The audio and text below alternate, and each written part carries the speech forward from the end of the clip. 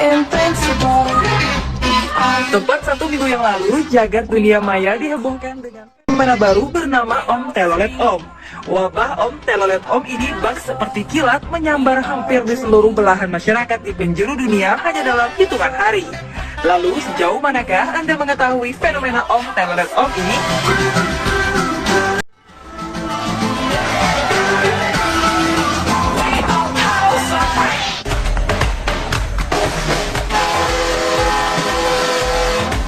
Sejatinya, klakson diciptakan sebagai tanda peringatan terhadap kendaraan lain agar lebih berhati-hati saat berkendara. Namun kini, alat tersebut tak hanya sekedar peringatan tanda bahaya. Namun, tahukah Anda pemirsa siapakah penemu klakson pertama di dunia? Ya, komponen untuk berkomunikasi di produk otomotif ini awalnya ditemukan oleh pria berkebangsaan Amerika bernama Miller Reese Hutchison. Ternyata Miller ini adalah saudara kandung dari Thomas Alva Edison. Pada tahun 1908, untuk pertama kalinya klakson diaplikasikan pada sebuah mobil, di mana sumber tenaga dari klakson tersebut berasal dari sel baterai kering berdaya 6 volt. Pemirsa, klakson telolet yang kini sedang ramai diperbincangkan ternyata ada beberapa jenis. Jika berdasarkan dayanya, klakson telolet memiliki 2 jenis, yaitu 12 volt dan 24 volt. Selain dari daya, klakson telolet juga tersedia dalam varian listrik dan angin. Fungsi media listrik dan angin ini sendiri memiliki tujuan untuk menggetarkan membran yang pada akhirnya akan menghasilkan bunyi seperti telolet. Lalu, sejak kapan klakson telolet masuk ke Indonesia? Sebenarnya banyak sekali versi yang mengklaim tentang kapan tepatnya klakson telolet ini masuk ke Indonesia. Namun menurut penuturan dari Ketua Komunitas Bismania Ari Setiawan, klakson telolet ini masuk ke Indonesia pada tahun 2000-an, tepatnya tahun 2002 sampai 2003. Lebih lanjut, ia mengatakan bahwa asal-usul klakson telolet ini bermula ketika owner perusahaan otobus efisiensi yang bernama Teguh Eri Ruby Hamsyah tertarik dengan suara klakson yang ada di negeri Arab Saudi yang berfungsi untuk mengusir unta. Kemudian, ia melihat klakson yang sama itu di sebuah pameran di Jerman. Lalu ia membeli 1 pasang untuk dipasang di busnya. Nah, setelah dipasang di busnya itu, akhirnya banyak dari para pengusaha perusahaan otobus lain yang ikut tertarik mengikuti PO efisiensi. Kalau perkembangan klakson telolet setelah booming ya, mungkin setelah booming saat ini ya, banyak juga yang mengikuti PO-PO yang pasang telolet sekarang ini udah menyebar di seluruh Jawa, bahkan mungkin sampai di luar Jawa juga sudah ada yang klakson telolet. Berbeda dengan versi yang disebutkan oleh Ari Setiawan, ternyata masyarakat Medan jauh lebih dulu mengenal klakson telolet.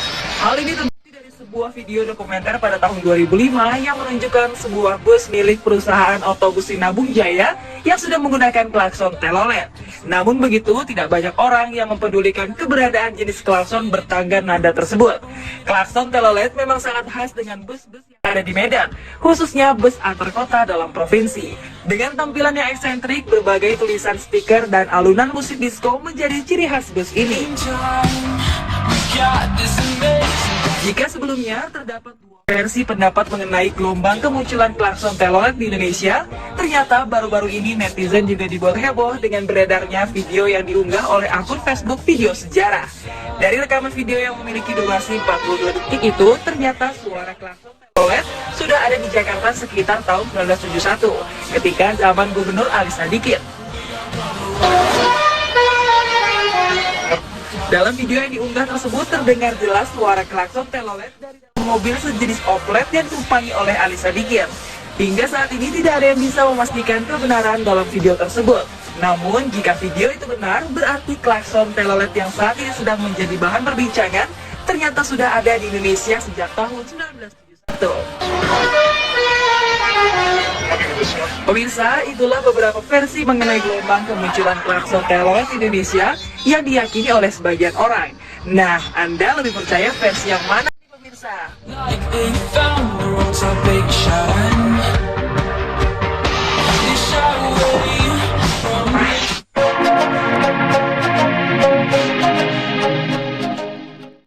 Siapa sangka, fenomena Om Telolet Om yang sempat merajai trending topik dunia nomor pertama di jejaring media sosial Twitter dan sempat menjadi sorotan selebritas dunia memiliki beberapa dampak positif dan negatif yang dirasakan oleh sebagian masyarakat di Indonesia. Lalu, dampak apa sajakah itu?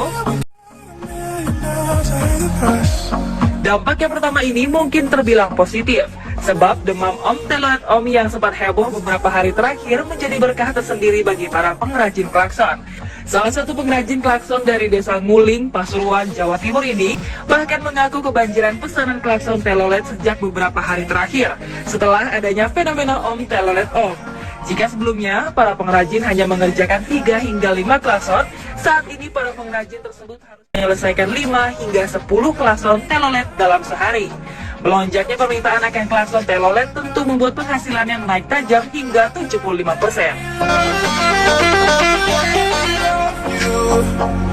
Dampak selanjutnya dari fenomena Om Telolet Om ini telah membuat persaingan antara sopir bus antar kota antar provinsi di pantai utara Jawa untuk memodifikasi klakson telolet guna memanjakan para pengguna. Ya, ada juga yang persaingan suara mobil saya bagus, bis saya ini suaranya ini gitu. Kalau ketemu gitu kan kadang bunyi-bunyian klakson gitu kan, kalau di macet gitu kan juga. Meski fenomena Om Telolet Om menjadi ajang persaingan dan adu gengsi para sopir bus untuk memamerkan klakson teloletnya, nyatanya para sopir bus ini mengeluarkan kocek sendiri untuk memasang dan memodifikasi klakson telolet busnya. Kita dari perusahaan tidak ada, Mbak. Kita dari kru istilahnya gitu ya. Kita dari dananya dari kru, jadi bertiga lah kita patungan gitu. Jadi untuk klakson ini dari perusahaan memang nggak ada dana untuk membeli itu gitu. Jadi kita dari kru sendiri patungan. Menurut penuturan organisasi angkutan darat Kota Semarang, fenomena Om Telolet Om yang berawal dari kreasi suara klakson telah meningkatkan animo masyarakat untuk menggunakan angkutan umum. Hal ini terlihat dari banyaknya anak-anak hingga orang dewasa yang berminat naik kendaraan umum karena berharap ada klakson telolet di dalam bisnya. Pemirsa, fenomena berburu klakson telolet juga berdampak terhadap masyarakat, terutama anak-anak yang berkerumun di pinggir jalan untuk memburu klakson telolet dan mengganggu arus lalu lintas. Bahkan menurut pengalaman dari Pak Eko Yuniadi, sopir bus Muji Jaya jurusan Jepara, Jakarta, dirinya pernah terjebak kemacetan sepanjang 1 km karena tersendat oleh banyaknya anak-anak yang berjejer di pinggir jalan untuk meminta klakson telolet dari para sopir bus. Pak Eko mengaku bahwa fenomena ini membuat para sopir bus merasa terganggu. Sebenarnya kita terganggu juga, Mbak ya. Masalahnya kadang ada yang sampai lari ke jalan, itu kan membahayakan nyawa mereka sendiri gitu kan. Cuman gimana lagi ya? Kalau nggak gitu malah, kalau kita nggak ngasih klakson telolet itu, mereka malah maju semua. Kalau udah dikasih, langsung udah mundur lagi. Itu, Mbak. Gitu. Tapi kalau misalnya anak-anak pada minta klakson telolet ini, biasanya Mas suka ngasih atau enggak? Kita kalau mereka posisinya dekat dari tempat ibadah, sekolahan, ataupun rumah sakit gitu ya, kita nggak ngasih. Dan pemirsa, itulah dampak fenomena Om Telolet Om versi on the spot.